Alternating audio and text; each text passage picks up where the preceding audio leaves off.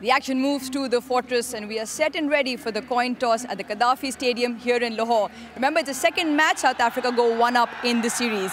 Right then, all important personnel next to me, Salman Ali Agha for Pakistan, Donovan Ferreira for South Africa, and to make sure everything runs smoothly, we've got Ranjan Madugale. Salman, you got the coin? Heads is the call. Heads is the call. Tails it is. And it is the tails. Pakistan win the toss. Salman, what are you going to do and why? We're going to bowl first. Again, numbers would suggest, but do you see this pitch slightly different than what we saw in Pindi? Yeah, I think it looks like a bit slow, but it's due around. We think it's going to be better in the second inning, hopefully.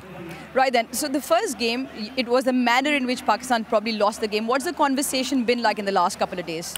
They outplayed us in last game. We just wanted to brush that game away and just start a fresh new today. And that's what we talked about in the team meeting. So are there any new faces for the fresh start then? We have Salman in Shaheen is resting today. We have played so many games and he has played 2 test matches as well. And there is so many games coming around. So we just wanted to give him a rest. All right then, Salman, have a good one. Thank you. All right, Donovan, once again, the coin toss doesn't go in your favor. Your decision would have been?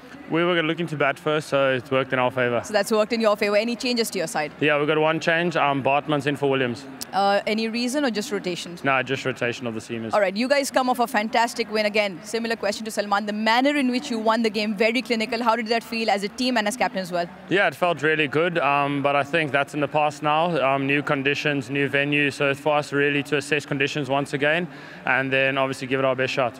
Now, the way the batting went, yes, Reza got a half century, but there were plenty of contributions throughout. The bowling was very clinical as well. Would there be something that you're still looking to make better in spite of a very good performance? Yeah, I think in any performance you can get better. Our bowlers really bowled well. They kept it nice and simple. So today's conditions might need the same or it might need something different. So luckily we're batting first so they can assess that while we're batting. But from a batting perspective, I think partnerships is an important thing for us. I think we lost a bit of wickets in clusters over there, which wasn't great for our momentum, but fortunately we still got to 190. So yeah, hopefully we can get a couple of partnerships together tonight. All right, Donovan, have a good one. Thanks Thank for chatting you very to much. us. Cheers. Right then, the news from the center is that Pakistan have won the toss and will have a bowl.